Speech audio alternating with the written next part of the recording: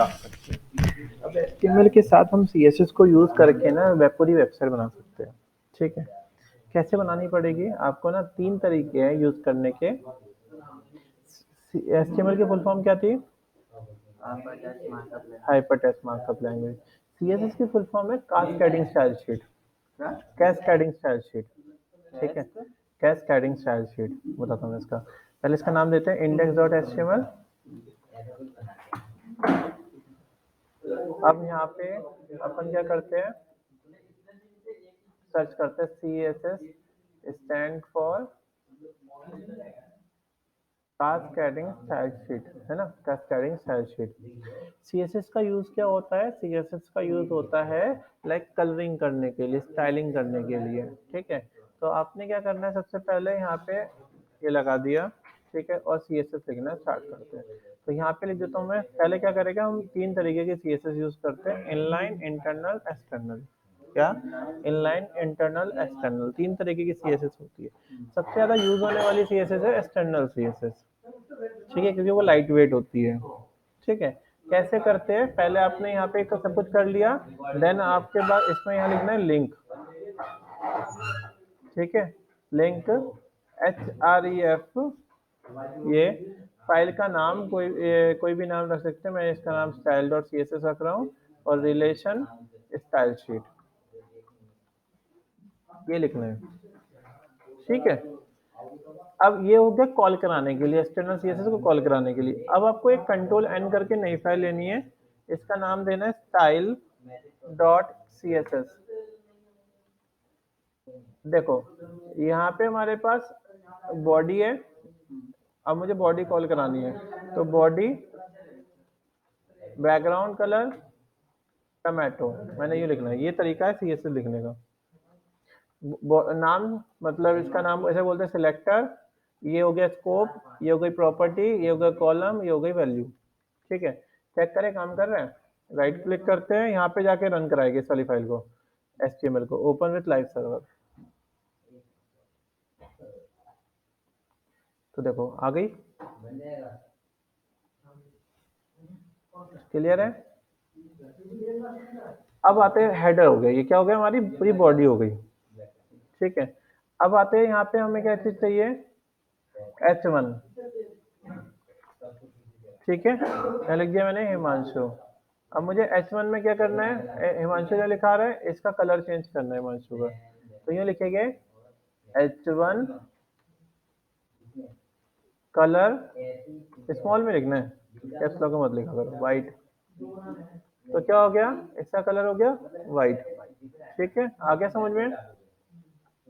अब सेकंड लिखना है मुझे पैराग्राफ, P टैग, इसके अंदर मैंने कुछ कंटेंट डाल दिया कंटेंट। यहाँ कैसा आ रहा है, ऐसा आ रहा है। मैं यहाँ पे जाऊंगा और क्या लिखूंगा, P टैग बैकग्राउंड कलर, कौन सा कलर ले लिया यहाँ पे हमने, ये वाला, ये आ गया, ये इस तरीके से, तो ये आ गया, पैराग्राफ आ गया। कितने पैराग्राफ कॉपी पेस्ट कर लेते हैं,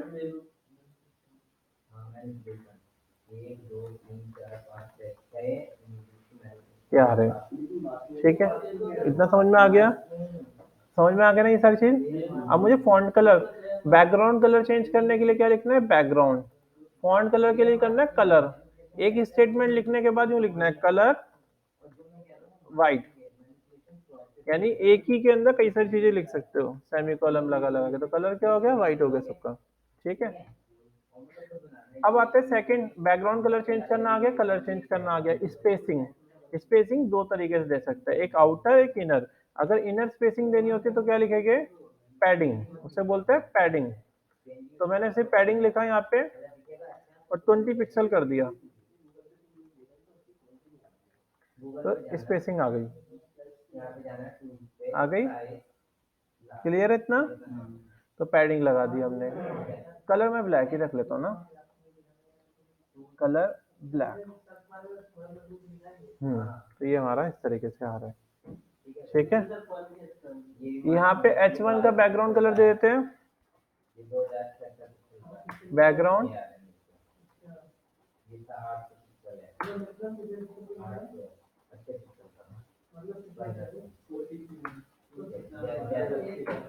ये वाला कलर दे देते हैं, आ गया, ये सेट हो गया। अगर स्पेसिंग नहीं चाहिए, अगर कुछ देखो ये डिफॉल्ट कुछ स्पेसिंग ले रहा है, तो उसके लिए हम यूज करते हैं यहाँ पे ग्लोबल टैग। ग्लोबल टैग कौन सा है? स्टार, ये ग्लोबल टैग है, ठीक है। यूँ लिखोगे मार्जिन जीरो, मार्जिन मतलब आउटर स्पेसिंग जीरो हो जाए, तो देखो सब स्पेसिंग जो आपकी डिफॉल्ट वो जीरो हो जाएगी। तो देखो बिल्कुल हमारा बिल्कुल लग के आ रहा है, ये समझ में आया। अब मैं एक इमेज डालता हूँ यहाँ पे,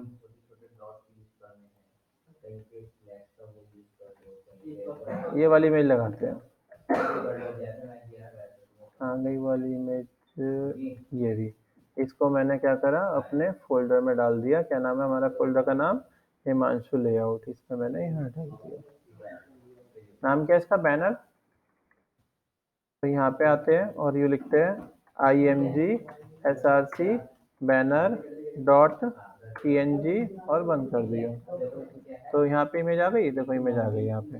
और इमेज क्या है? काफ़ी बड़ी है। तो इमेज का साइज करना है तो आप CSS से भी साइज कर सकते हो। यहाँ जाना और यूँ लिखना क्या, IMG विथ 100%। तो क्या हो जाएगा? ये आ गई हमारी सेट, हो गया सेट ये, ठीक है। तो हमने ऐसे इमेज में लगा दिया हमने ऐसे, ठीक है।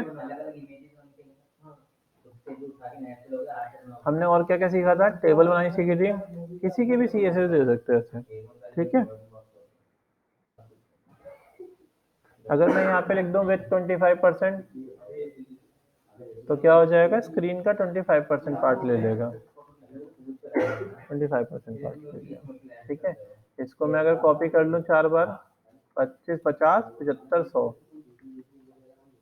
ये ऐसा आ रहा है, ठीक है। एक और बार ले लूँ, 1 2 या, ठीक है। 25 की जगह 24 लूँ तो क्या हो जाएगा? इसमें सेट हो गई, ठीक है। 24.9 तक ले सकता हूँ मैं, 8 तक ले लेता हूँ, थोड़ा सा मार्जिन होता है, ये 8 नहीं 5 तक। हाँ देखो आ रहा है इस तरीके से। 6 कर रहा हूँ तो क्या हो रहा है? तब भी आ रहा है। 7 कर रहा हूँ तो क्या हो रहा है? तब भी आ रहा है, बिल्कुल सही आ गया। मुझे कितने चाहिए? 4 चाहिए, तो मैंने यहाँ पे क्या करा, 2 और कॉपी कर लिए, तो बॉक्सेस हमारे यहाँ बन गए। समझ में आई? ये चीज़ क्लियर हो गई? तो क्या लिखा हमने इसके लिए? ये सारी CSS लिख रहे हैं हम यहाँ पे, ठीक है। मुझे क्या करना है, यहाँ पे ऊपर गैलरी लिखना है, यहाँ पे ऊपर गैलरी लिखना है। तो क्या करेंगे अपन, यहाँ पे जाएंगे और यहाँ पे लिख दिया हमने H2, और यहाँ लिख दिया मैंने गैलरी, और यहाँ पे जाते हैं हम, यूँ लिखेंगे H2, और यहाँ लिख दिया मैंने कलर वाइट। तो इसका भी कलर क्या हो गया? वाइट हो गया। बैकग्राउंड देने के लिए क्या करेंगे?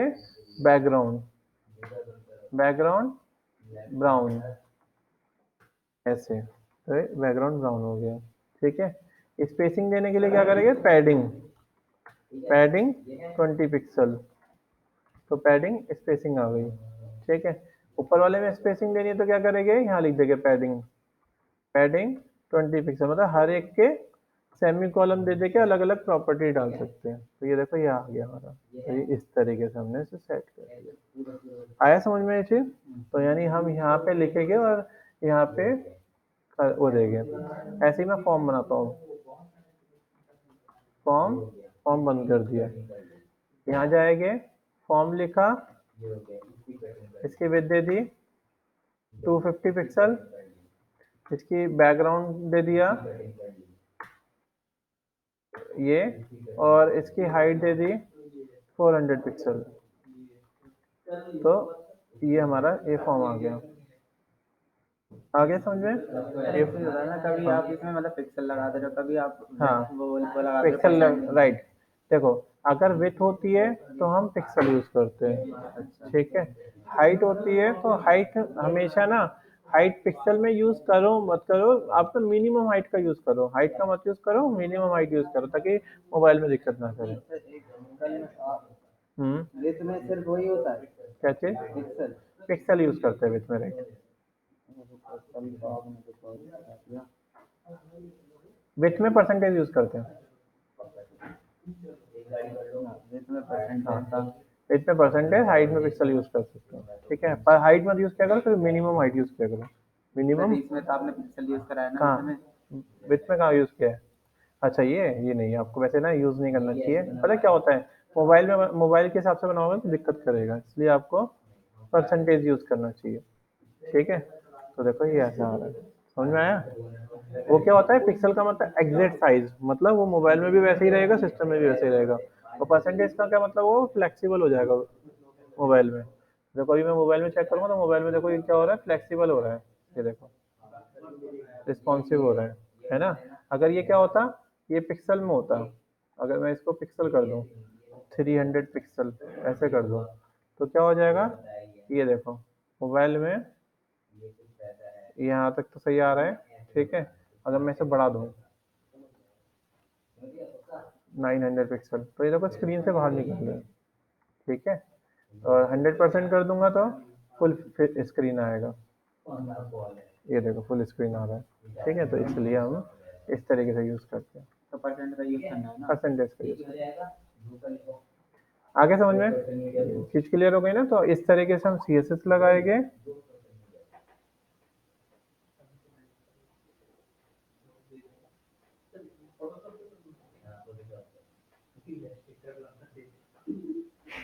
इस तरीके से वीडियो बनाएंगे, वो बनाएंगे, और हेडिंग नीचे पैराग्राफ, उसकी CSS, यहाँ नीचे दूसरी हेडिंग, फिर यहाँ इमेजेस डाली मैंने, और यहाँ मैंने ये डाल दिया। अब मैं सेकंड इनपुट डालता हूँ, इसी के अंदर इनपुट डालते हैं, फॉर्म के अंदर input type equals to test कराया ना ये मैंने। तो ये इनपुट आ गया। अब मुझे इनपुट की भी CSS करनी है, तो मैं क्या करूंगा, यूँ लिखूंगा इनपुट विथ 100%। तो क्या हुआ, इनपुट इस तरीके से आ गया, आगे बस से बाहर निकल रहा है। अगर आप चाहते हो बाहर ना निकले तो एक कोड लगा सकते हो यहाँ पे, box hyphen sizing border hyphen box, ये लगा दोगे तो सही हो जाएगा, देखो बाहर नहीं निकलेगा। ये पूरा टेक्स्ट के लिए। हाँ, ये मतलब ये जब भी आप CSS लिखोगे ना, तो ये कोड तो लगाना ही लगाना है। ऊपर स्टार लगा के मार्जिन 0, पैडिंग 0, और box hyphen sizing border hyphen, ये तो लिख ही लो, ये तो मतलब ये लगाना ही लगाना है, ठीक है। तो ये हमारा इस तरीके से आ रहा है डिजाइन। मैं चाह रहा हूँ स्पेसिंग आ जाए इसके अंदर, थोड़ा सा जीव लग के आ रहा है, तो हम फॉर्म में जाएंगे, इनर स्पेस के लिए क्या होता है, पैडिंग। मैंने यहाँ लिख दिया पैडिंग कितनी, 20 पिक्सल। तो क्या हुआ, इससे स्पेसिंग आ गई, यहाँ पे आ गई। अच्छा, यहाँ पे मैं क्या करता हूँ, इसकी मिनिमम हाइट दे देता हूँ, मिनिमम हाइट 40 पिक्सल, मतलब इसकी कम से कम इतनी हाइट रहेगी, देखो अपने हिसाब से जितनी कम ज़्यादा करनी है वो कर सकते हो, ठीक है। और अपन क्या करेंगे, यहाँ पे इसी को कॉपी कर लेंगे, control C, control V, control V, control V, ठीक है। और यहाँ पे अपन क्या करेंगे, इसमें लगाते हैं margin top, margin top 20 pixel, ये आ गया, ठीक है। समझ में आ गई सारी चीज़। अगर मुझे सबमिट का बटन चाहिए तो मैं यहाँ पे जाऊँगा और लिखूंगा सबमिट बटन, सबमिट, सबमिट। तो क्या हो जाएगा, बटन आ जाएगा सबमिट का। बटन की भी विथ हाइट करनी है तो क्या करेंगे, यूँ लिखेंगे बटन विथ 100%। सर ये तो बताएंगे आपने बटन क्या लगाते हो उसके लिए। क्या बटन नहीं बताया मैंने, बटन बताया मैंने सबमिट के लिए। बोला था वो इनपुट वाले। हाँ, दोनों लगा सकते हो, ये भी लगा सकते हो और इनपुट टाइप सबमिट भी लगा सकते हो, इनपुट टाइप सबमिट।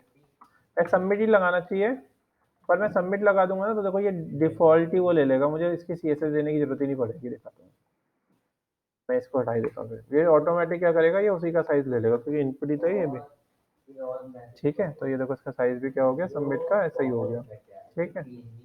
तो अब बटन साइज बढ़ा दिया ना कैसे, सबमिट। हाँ तो मैंने बढ़ा दिया ना, वो इसलिए बढ़ा दिया ना क्योंकि इनपुट है, ये भी तो इनपुट ही है, इनपुट ही तो है, तो सारे इनपुट में आ हाँ, जाएगा। हाँ तो वो भी इनपुट में, बटन लगाना पड़ेगा। इसलिए मैंने बटन लगा रहा, ठीक है। तो बटन भी लगा सकते हो, बटन, ठीक है। पर फॉर्म के अंदर इनपुट ही लगाना चाहिए, तो मैं उसके आगे तरीके बताऊंगा कैसे यूज़ करते हैं। तो ये मैं फिलहाल बटन लगाता हूँ, ठीक है। बटन की विड्थ मुझे थोड़ी सी बड़ी चाहिए, तो मैंने यहाँ पे अब क्या करा, बटन की CSS लिखी, बटन पैडिंग 20 पिक्सल और ऐसे लिख दिया 20 पिक्सल। तो क्या हुआ, स्पेसिंग आ गई, पैडिंग आ गई 20 पिक्सल की, 10 पिक्सल कर देते हैं तो ये आ गई। मैं चाहता हूँ लेफ्ट और राइट से भी आ जाए, तो अगर आप यूँ लिख दोगे 10 पिक्सल स्पेस 25 पिक्सल, तो क्या हो जाएगा, लेफ्ट राइट से 25 पिक्सल हो जाएगा, टॉप और बॉटम से 10 पिक्सल हो जाएगा। ये तरीका है। अगर पैडिंग लिख के दो लिख दोगे कमांड, तो 10 पिक्सल और 25 पिक्सल, तो क्या होगा, ये कैसे लेगा, टॉप और बॉटम से 10 ले लेगा। पहला वाला टॉप और बॉटम होता है और दूसरा वाला होता है ये लेफ्ट और राइट 25 पिक्सल। तो देखो ये हमारा कुछ इस तरीके से आ गया। थोड़ा मार्जिन भी चाहिए इसमें, तो मार्जिन हाइफन टॉप जितना चाहिए 20 पिक्सल ये दे दिया। तो देखो ये हमारे पास कुछ इस तरीके से बन रहा है, ऐसे है समझ में। तो इस तरीके से हम लेआउट डिजाइन करना सीखेंगे। अब देखो ये लेआउट बनने लग गया हमारा। तो ये हमारा हेडर, ये हमारा सेक्शन हो गया। इस तरीके से यहाँ पे हमने इस तरीके की इमेजेस डाली और यहाँ हमने ये डाला, ठीक है।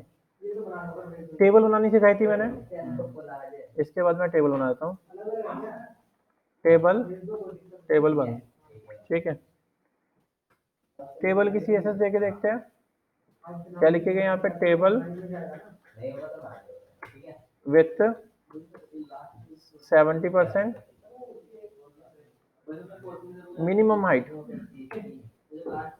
250 पिक्सल और बैकग्राउंड कलर दे दिया हमने इसका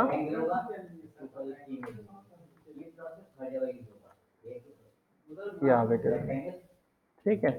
अब TR देनी है टेबल की रो, मैंने TR लिखा, TR को बंद कर दिया, ठीक है। और इसके अंदर लिख दिया TD को बंद कर दिया।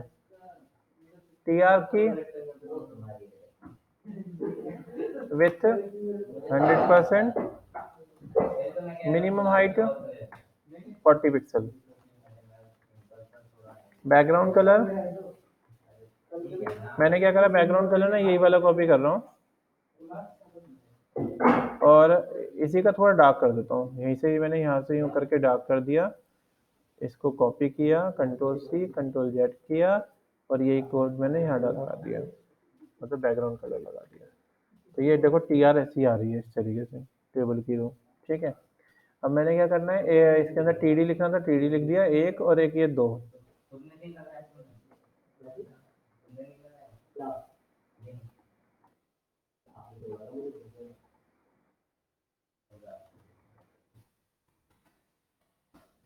ऐसे आ गया, ये ऐसे आ रहा है हमारे पास टेबल, ठीक है। और दूंगा मैं तो वो अपने आप साइज कम करता जाएगा। ये देखो हमारी टेबल इस तरीके से आ गई। फॉन्ट कलर वाइट चाहिए तो क्या करेंगे, डायरेक्ट टेबल में या TR में लिख देंगे कलर वाइट, कलर वाइट, तो क्या हो जाएगा, कलर वाइट हो गया, ठीक है। और अगर सेंटर में चाहिए होता तो टेस्ट अलाइन सेंटर ये लिख देंगे। जितने भी मैंने अभी तक कराए थे मैंने सबकी क्या करी, अब CSS करना सिखाई आपको। जितने भी हम एलिमेंट यूज कर रहे हैं उनकी CSS यूज करी। देखो ये हमारे पास कुछ इस तरीके से टेबल बन के आ गई है, ठीक है। तो ऐसे हम टेबल दे सकते हैं। मैंने फॉर्म बनाया, यहाँ इमेज लगाई, यहाँ पे मैंने क्या करा, इस तरीके से हेडिंग दी, हेडिंग का कलर दिया। और ये सब लिंक कैसे कराया हमने, यहाँ पे हेड सेक्शन में लिंक HREF फाइल का नाम, जो फाइल आप बनाओगे उसका नाम, रिलेशन स्टाइल शीट, और यहाँ पे क्या कर देंगे, यहाँ कोड कर देंगे, ठीक है। यहाँ पे कोड करेंगे। कोड करने का तरीका क्या होता है, कोड करने का तरीका होता है selector colon property colon value, selector scope property colon value, इस तरीके से, ठीक है। तो ये करना है तुम्हें। तो एक काम करो, अभी इसको पूरा सेम बनाने की कोशिश करो, ठीक है। ये डिजाइन करना है।